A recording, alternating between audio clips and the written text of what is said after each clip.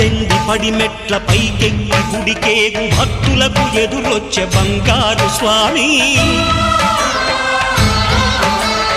ఇరుముడులు స్పృశించి శుభమనుచు దీవించి జన బృందముల చేరే జగమేలు స్వామి తన భక్తులనరిల్చు తప్పులకు తడబడి ఒక పక్క ఒరిగెన ఓంకారమూర్తి